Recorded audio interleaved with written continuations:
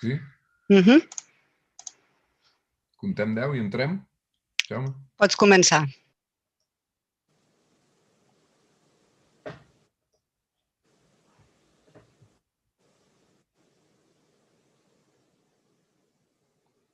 Hello. Good afternoon, everybody. Bon après-midi, bones tardes, bona tarda, buenas tardes. I just want to say that welcome to this year Taking Stock, the third edition of European Memory Policies that we are organizing in between European Commission and European Parliament. And I am honored to introduce you Jaume Duch Guillot for the welcoming and the opening. Jaume Duch Guillot, hello, bona tarda. He was born in Barcelona in 1962, and he is the Director General for Communication of the European Parliament and its spokesperson. He graduated in law from the University of Barcelona, our European Observatory University, where he later also served as a professor of international public law. In 1919, he became a European Parliament official, and since then has always worked in a communication-related positions, such as spokesperson for the then president of the European Parliament. At that time was José María Gil Robles, and he was head of the press room and media director. In 2017, he was appointed as a Director General of Communication, a role which he combines with being the spokesman of the institution. Jaume Duch also has academic. He's the author of various publications, articles and communications on issues related to the European Union, the role of European Parliament and communication policies. Thank you very much, Jaume, to be with us, and you have the floor. Thank you very much. Good afternoon to all of you. Thanks, of course, to the European Observatory of Memories, which, yes, it still belongs to my own university, Universitat de Barcelona. Thanks to Jordi Guixé for having me for this invitation, and thanks also to my colleagues also working for the House of European History and Maison Jean Monnet. I'm really happy to have this opportunity to open this seminar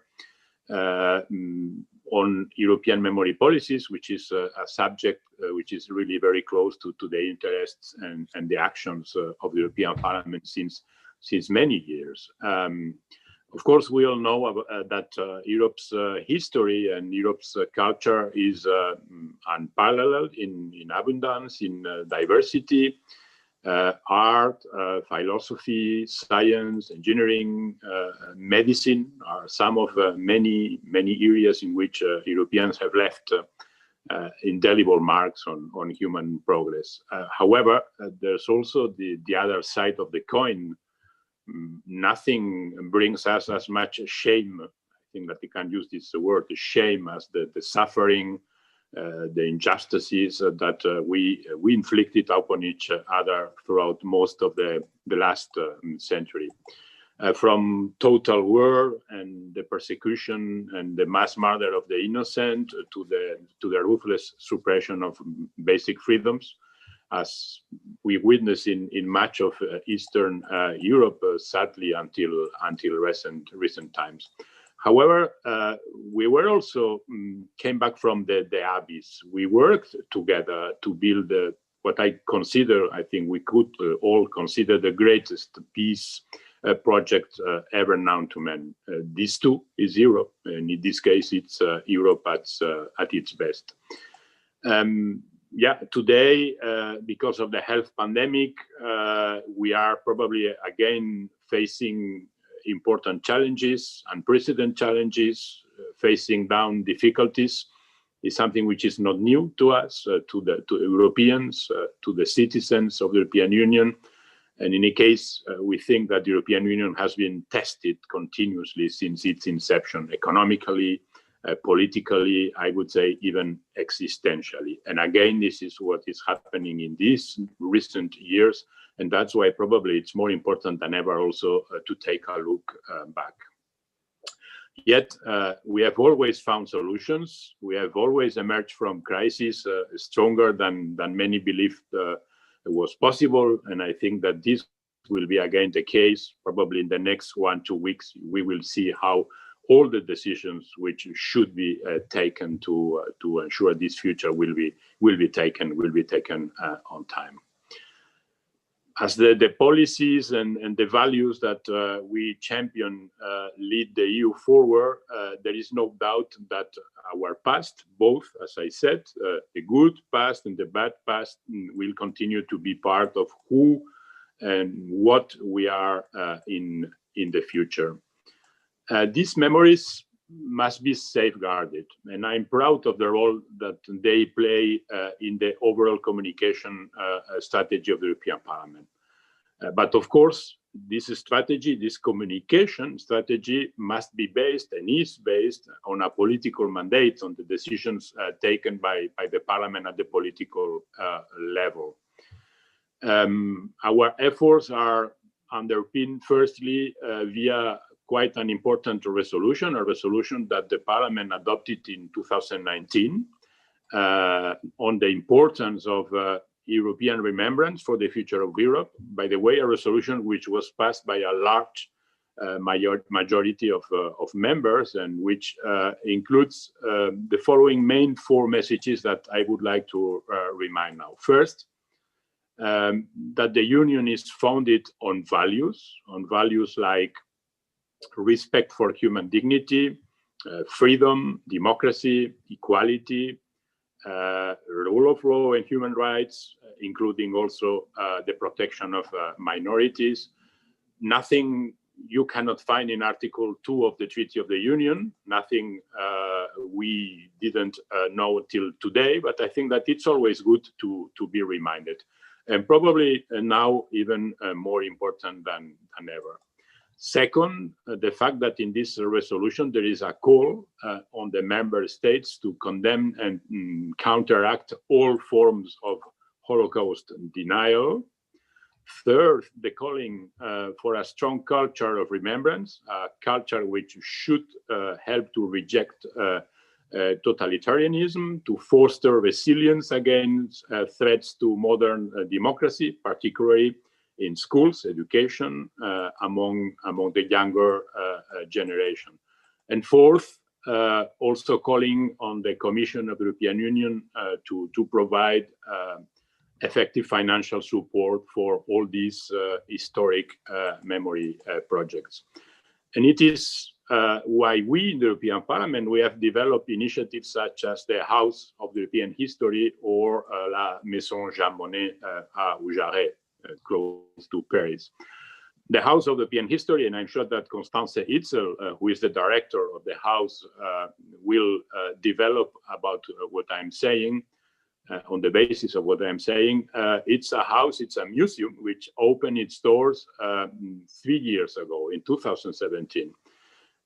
With a permanent exhibition which focuses on the 20th century European history and convergence, but always with a view from a broad perspective, trying to bring together contrasting experiences and avoiding also to use just national narratives.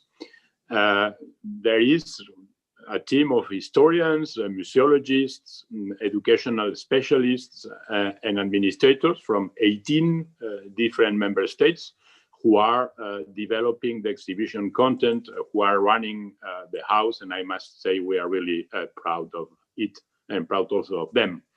The house also organizes many events such as debates, lectures, special tours, exhibitions. And again, I think we can be proud of the first results, the results of these last 3 years, both for our permanent exhibition, but also for the temporary ones. There is also one project, a smaller one, but I think it's important also to be presented, which is what we call My House of the European History. And this is it's a complementary project. It's a unique collaborative digital platform that in fact aims to become a kind of virtual library of personal testimonies and memories from citizens across the European continent. And then, of course, there is the Jean Monnet House, as I said, not far from Paris, a house which witnessed during decades the tireless work of Jean Monnet, a house which allows you to learn about one of the architects of the European Union, one of the real fathers of the European integration. And this is, of course, also about memory, and in this case, I would say also about memories. There is an interactive permanent exhibition also in this house, which introduces you to him, to Jean Monnet, and who lets you explore his achievements up close. The idea is to provide to visitors a better knowledge about someone who really influenced Europe and influenced also the way how the European institutions were created and how they now are affecting our everyday life. I should also mention our online historical archive, if you allow me. We have here in the Parliament a specialized service that manages and preserves a huge collection of documents, photos, videos going back to 1952. And I think this is also important because, of course, it's open to everybody. Everybody has the possibility to consult it and to take benefit of this collection.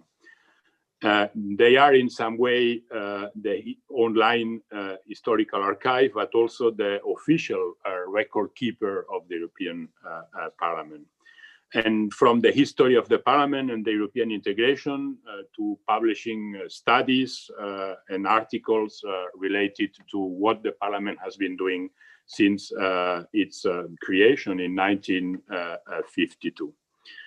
They work also quite closely with the European official archives of the European Union that, as you know, are in Florence, and of course with the House of the European History. So these are different examples. Probably I'm forgetting a couple of minor more, but examples first about Parliament decisions and actions, and also about the activities that we organize or that we have been created in these last years. In both cases, to try to help people to understand that we cannot build a future without remembering where we came from first. I think that we all know that without a very good knowledge of our past experience about history, it's difficult to understand what's in front of us and the scope of the work to be done together. So these are my messages, maybe more practical than theoretical. Again, thank you very much for this invitation. Of course, you can count on a continued effort and help from the European Parliament, and I think I can say also from the other European institutions in what you are doing in this task of sharing and preserving memory, because as I said, this is also part of our future too. So thanks again for inviting me. Thanks for your work. I'm sure that this seminar will be really interesting. I will try to connect myself to one or two of these workshops that will take place today and tomorrow. But I'm sure that in any case, you are also in the very good hands of my colleagues, Constanze, Itzel, and Martín. So thank you very much again, Jordi. Thanks for your presentation and have a nice work all together.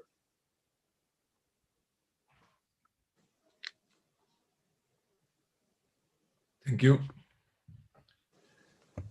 Many thanks, Mr. Duch.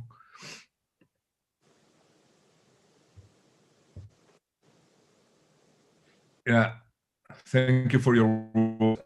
We are living special challenges, of course, and this concept of memory, values, and citizenship also. I think that it is the future landscape to work together in between different institutions and transnational way and European also way.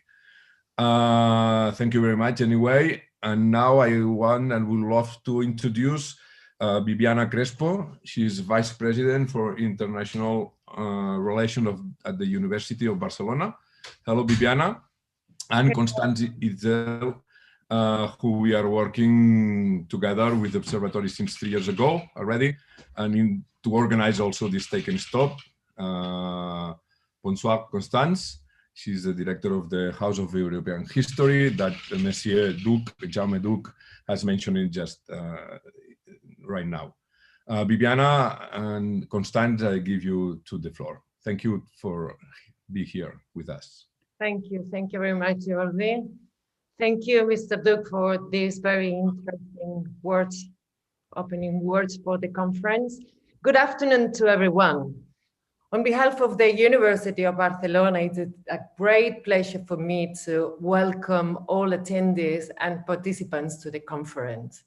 This third annual meeting of the European Observatory on Memories is a clear consequence that this network, promoted by the University of Barcelona Solidarity Foundation since 2012, has grown up enough to organize such a meeting together with the European Parliament and the European Commission with the aim to discuss about the current situation and the future plans in terms of public policies of memory in the European Union.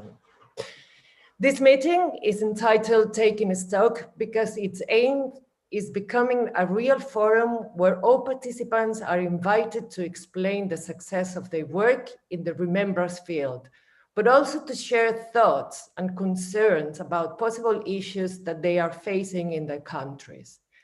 Memory is sometimes a synonym of conflict, but memorial processes open to citizenry are for sure a good contribution in building fairer and more democratic societies.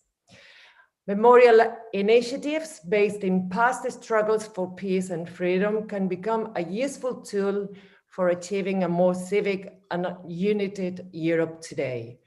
So I invite you to take profit of the conference to envision how the future of European Union programs can support fruitful and successful remembrance projects. The program of this annual meeting comes with renowned panelists, experts in the field, and I can only wish you a very successful and inspiring meeting. Thank you very much. Thank you. Constanze, welcome. Thank you, Bibiana Crespo and Constanze. Yes, good afternoon, dear listeners, dear speakers. On behalf of the teams of the House of European History and the Jean Monnet House, I would like to express also a warm welcome to this event. Unfortunately, this time we could not invite you to our houses as we did over the past 2 years, but I would like to underline how happy we are about the strong partnership with EUROM and the European Commission for this important event. As you might know, and as has already been mentioned, memory is at the heart both of the Jean Monnet House and of the House of European History. The Jean Monnet House preserves the memory of the life and work of a European visionary, and through its events commemorates important dates of European integration history, such as the 70th anniversary of the Schuman Declaration. The House of European History confronts and compares shared and dividing memories of the 20th century history.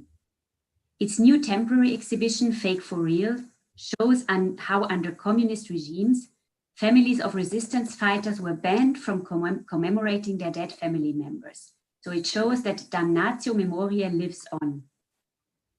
Some reactions to the House of European History's permanent exhibition are an expression of a memory competition between different victim groups who have claimed that they should have received more space in the exhibition. But I think that the museum also allows for moving beyond memory competition by questioning the impact of different memories upon each other. For example, research has shown that the intensified memory of the Holocaust has facilitated the acknowledgement of other sufferings, and the official condemnation of Holocaust in Eastern Europe was quickly followed by that of communism and Stalinism. Recognizing the sufferings of one victim group can thereby help pushing the acknowledgement of another one.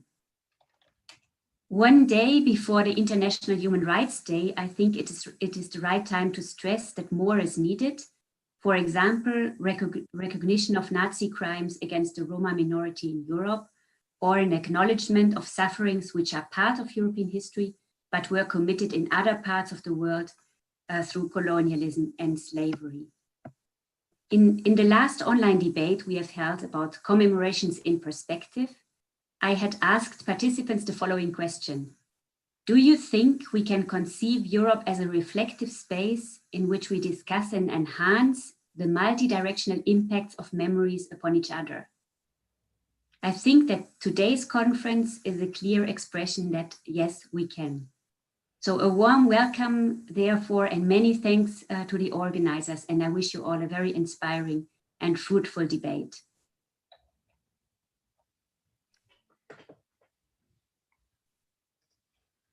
Thank you very much, Constanze.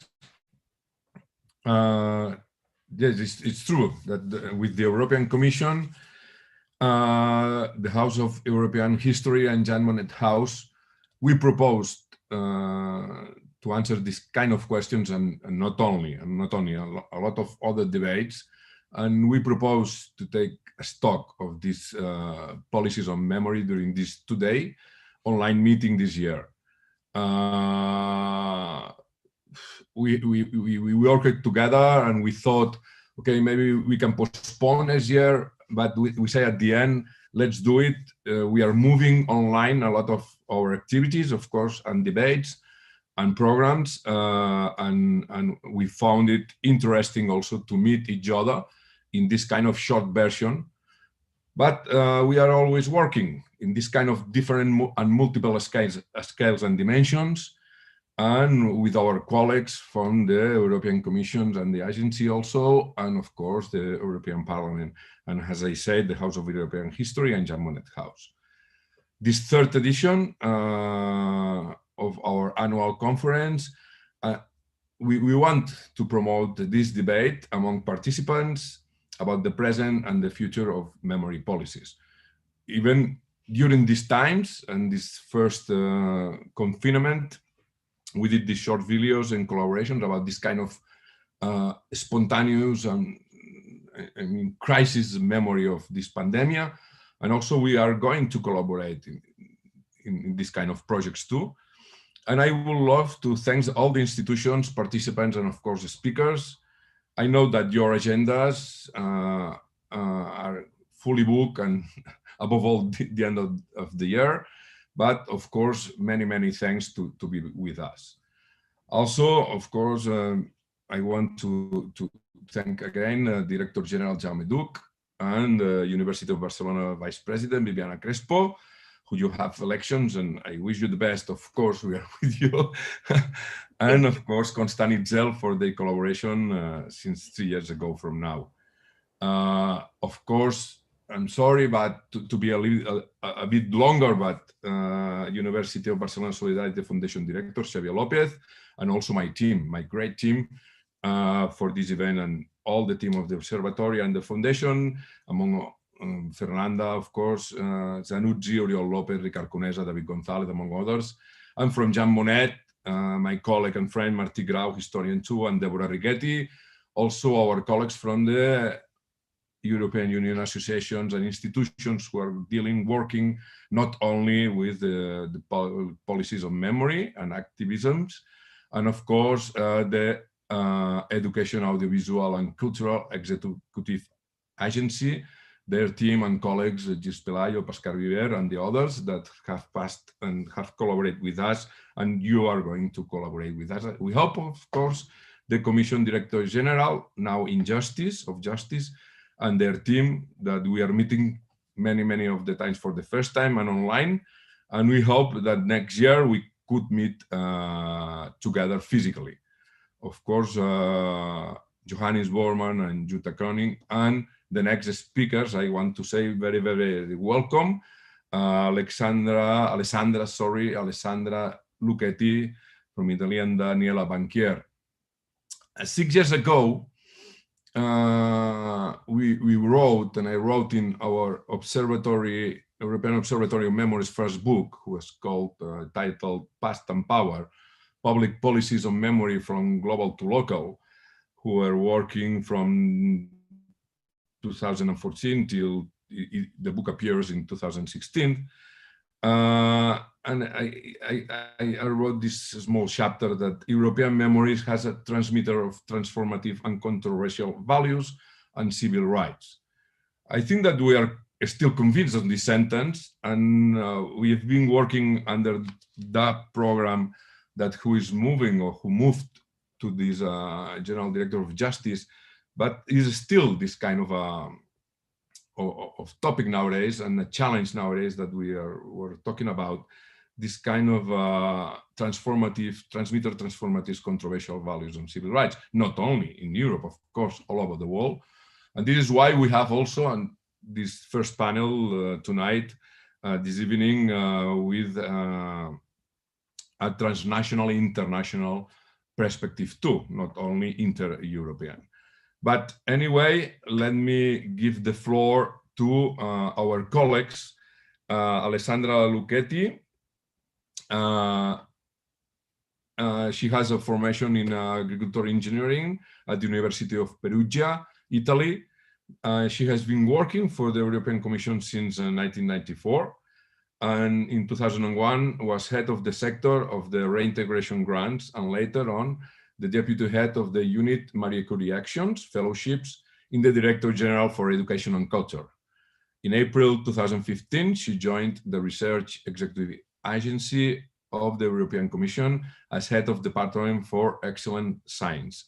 Since 1st September this year, she's head of Department Creativity, Citizenship and Joint Operations in the Educational, Audiovisual and Cultural Executive Agency. Welcome, Alessandra. Nice to meet you. Only online, but nice to meet you. I give you the floor. Thank you very much, Jordi. Thank you very much for this nice and kind presentation.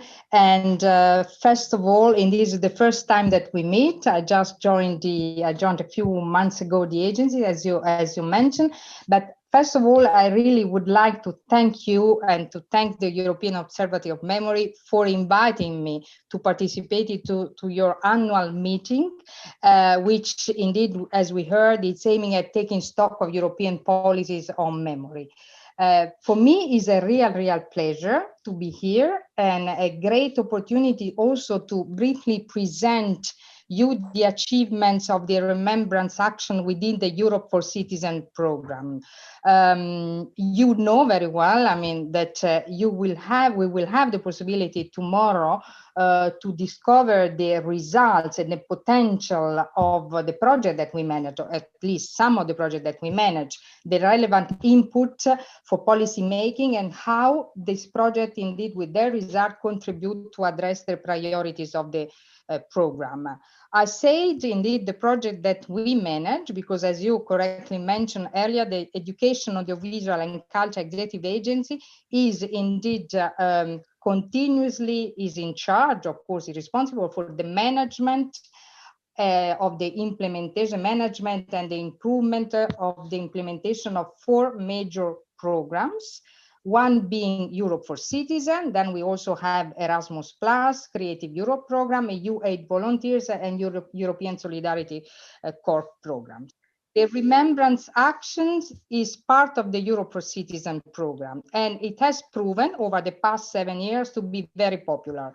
With a high number of proposals received for the period, as I say, for the previous period, 2014-2020, and currently we manage 281 projects for a total budget of almost, a little bit more than 25 million euro. As I said, it has been a very popular action, but unfortunately, due to the limitation in the budget available for this action, we were not in the position to fund all the good and very good proposals that we received.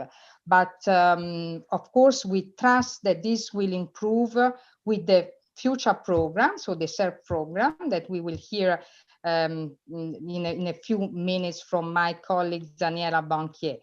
In addition to the remembrance actions, the European for Citizens program support 42 organizations through operating grants, including, of course, EUROM, Memorial de la Shoah, Association Jean Monnet, and many others.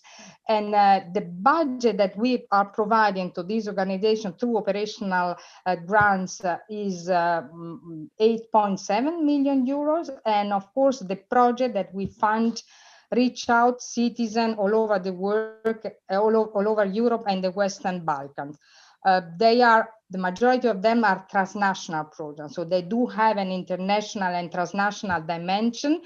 And of course, more than ever, the organizations, including yourself, that are participating in this project, in this program, are crucial to support indeed the transnational approach in a time when conflicting memories and national approaches to history are still very high on the political agenda. So we are very, very proud to support the reinforcement of the networks, of those transnational networks. And just to give you a figure, in 2020, we had funded 49 projects involving more than 200 participants. So quite a significant number of participants there are in our project. Projects that, of course, support the project that we indeed, that project that have at the heart of at the core of their activity, people and the citizen. They contribute to understand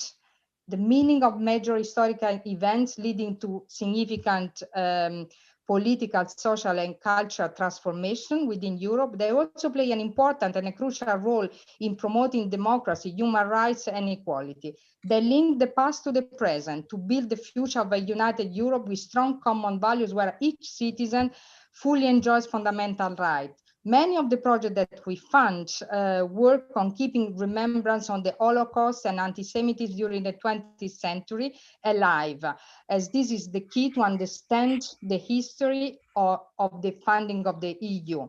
Other projects reflect and address the discrimination and the persecution of minorities, like Jewish, Roma, people with mental disorders, or LGBTIQ.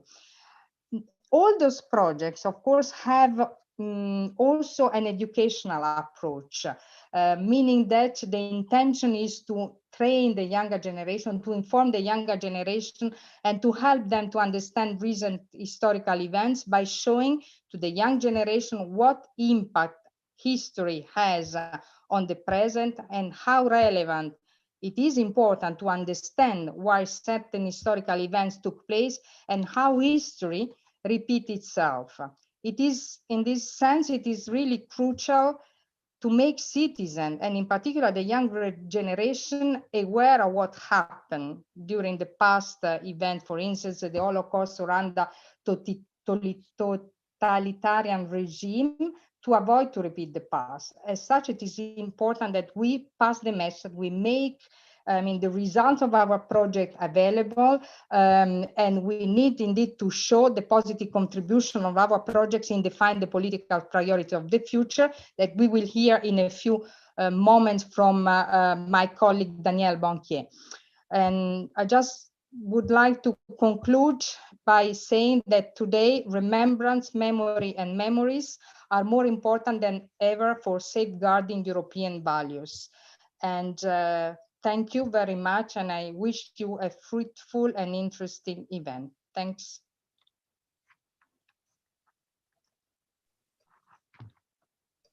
Thank you, grazie mille, Alessandra. Prego. Thank you very much, and nice to meet you. I hope we will discuss also in the future about these programs and topics.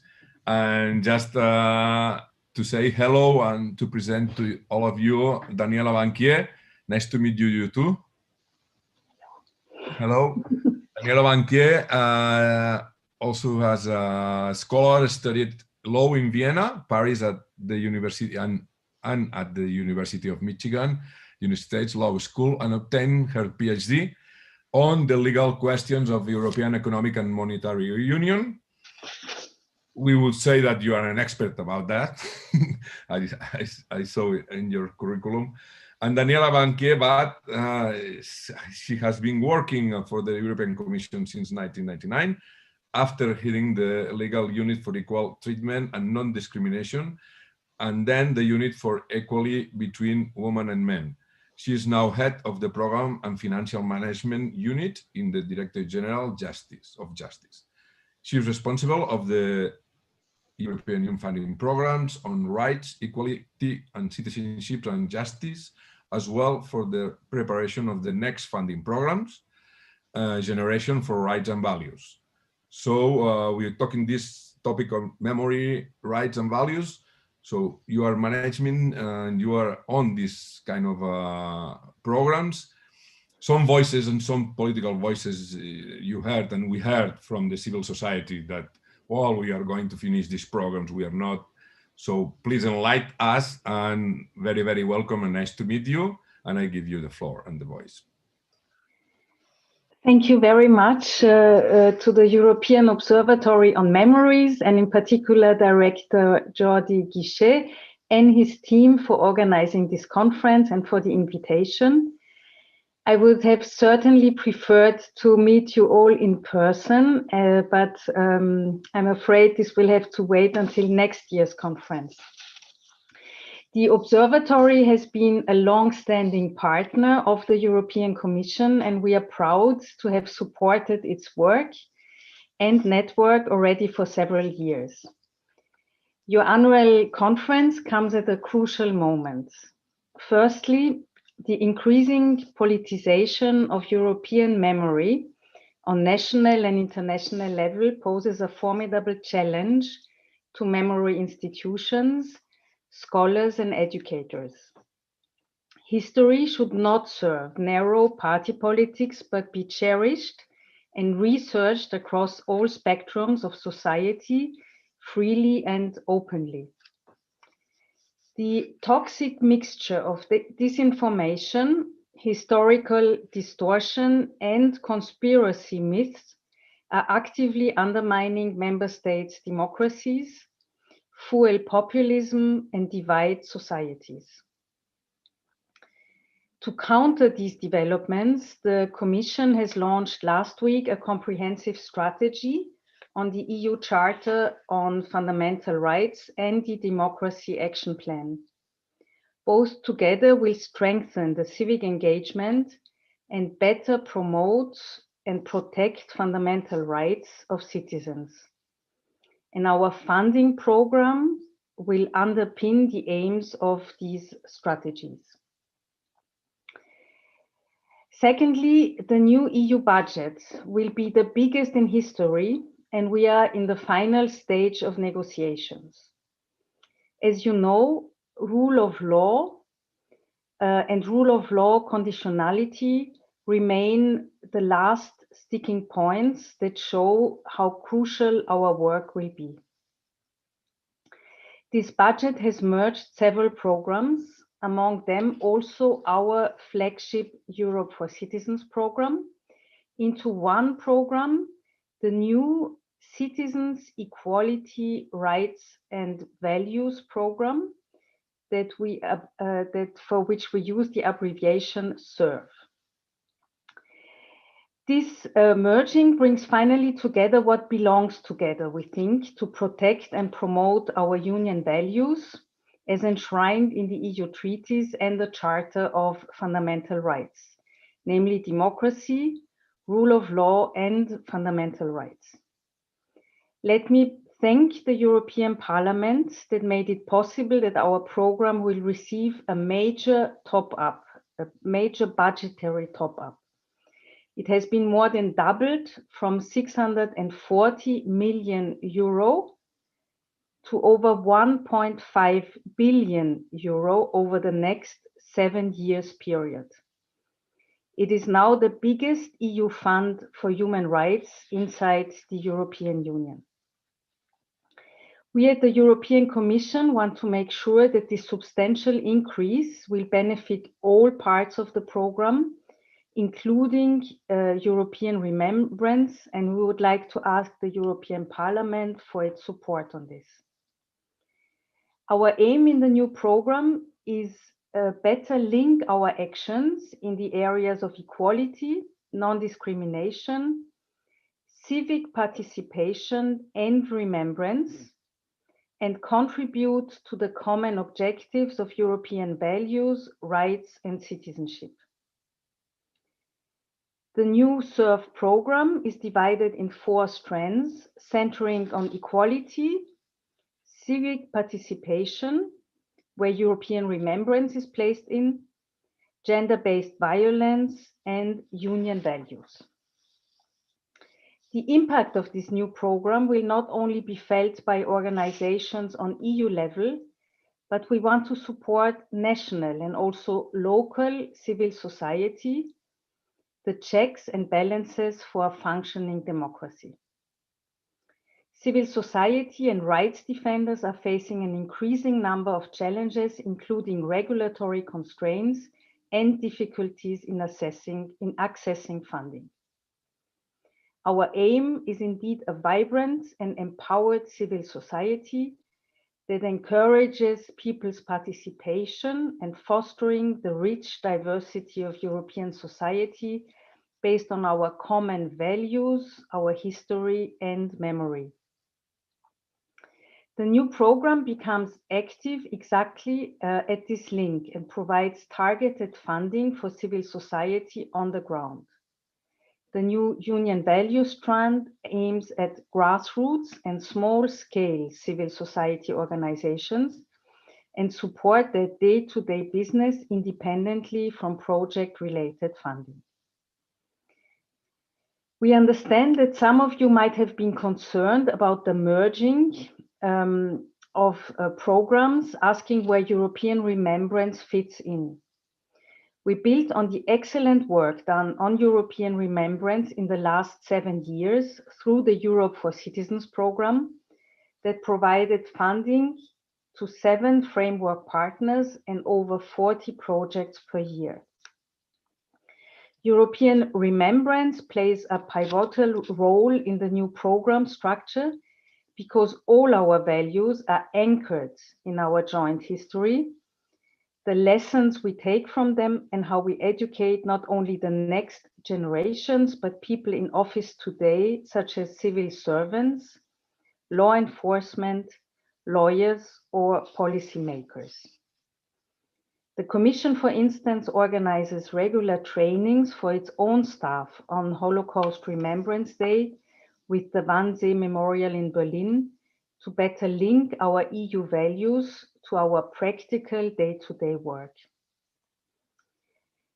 The new SERVE program will provide targeted funding support to EU-level networks, civil society organizations, and think tanks active at EU level and working on EU remembrance, thanks to the new framework partnership agreements and our operating grants. The strong focus on the memory of crimes of totalitarian regimes, and in particular the Holocaust, in the next programming period will allow to provide expertise to rights defenders and civil society today. We will take aim with our funding to address the current day challenges, such as historical distortion in a time when we have less and less eyewitnesses of the crimes of the 20th century. COVID-19 has made crystal clear that the digital transition doesn't stop us from rethinking our way of commemorating our history, especially this year that commemorated 75 years since the end of World War II and the Holocaust. Practically all events had to be shifted online. Museums are closed and need to establish quickly online formats. New formats of remembering and investment in the transnational aspects of European history are important, and I'm glad that the Commission will make its contribution through this program.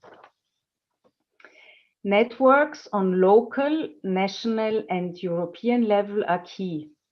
A dedicated civil dialogue group will convene all beneficiaries from the different areas of the program and civil society organizations that are at the forefront to promote and defend rights in the EU. However, the new program will not act in a vacuum. We want to exploit the synergies with other closely linked funds, such as Creative Europe and Erasmus+, Horizon Europe, and others. All have a strong stake in promoting a European area of memory that builds on remembrance, research, and education. We are glad to continue to build on the excellent cooperation with the executive agency in the implementation of the program, especially the strand on citizens' engagement and European remembrance. I wish you two exciting days, and I look forward to further discussions about the support the European Union can give to your work. And I thank you for your attention.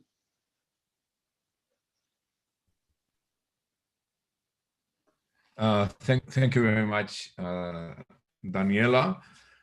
And thank you also for this, that it seems good news for the future of the program, also due to the strong work also at the Parliament, the European Parliament.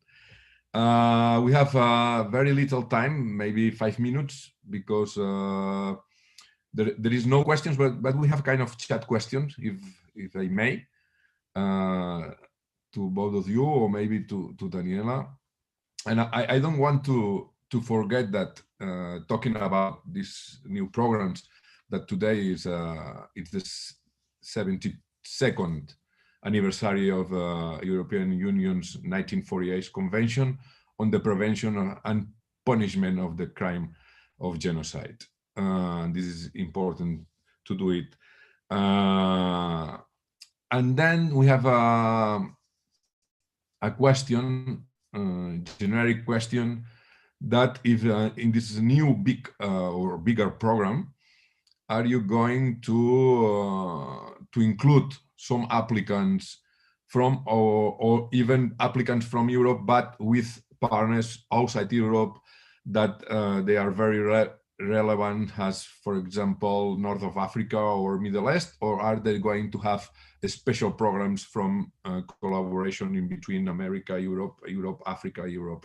Because as you may know, on the table we have also this kind of colonialism and slavery memories too, that is going to be important for this year and for the next years, and civil society mobilizations. Thank you very much.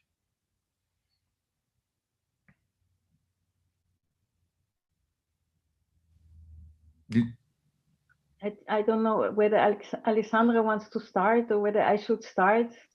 Yeah, I should. No, thank you very much, Jordi, for reminding us of today's day for the remembrance of genocide.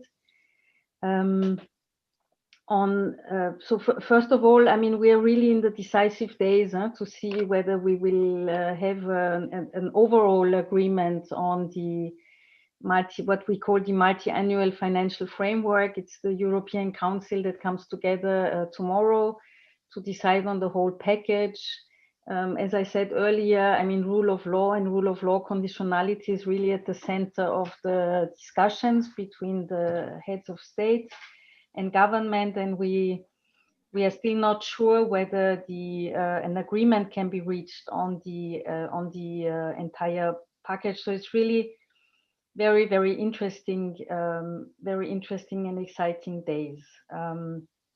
Okay, but nevertheless, we prepare for the technical aspects of the future program. And you raised the question of applicants from so-called third countries, so non-EU countries. There are two possibilities, I mean, for partnerships from non-EU countries. First of all, the draft program provides for the possibility of non-EU countries to join the program, so to participate in the program under certain conditions. And in the past, we had several, for example, candidate countries who took this opportunity and participated in the program. And we already know of some European, although non-EU countries who are already interested to participate and serve. We will have to see and formalize such agreements. And then there is, of course, the possibility of collaboration in the framework of our neighborhood policy, where there are also specific financial instruments of cooperation in the neighborhoods and of cooperation at government level, but also at the level of civil society.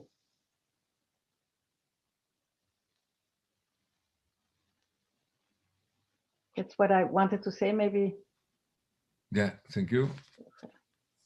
I don't know if Alessandra wants to join something or. Okay, I think that Daniela indeed mentioned the most important aspect, and of course, I mean, as she reiterated, we are in the process of hopefully finalizing and launching and having the new program for the future now. So it is something that in terms of practical, there are the possibilities exist in the legal base, and for enlarging the participation, but of course the modalities and how to do that will be discussed further in the coming weeks, or I mean will be defined as soon as possible. Okay, well, many thanks for your participation. Of course, we are in a key days and maybe key months that they are coming.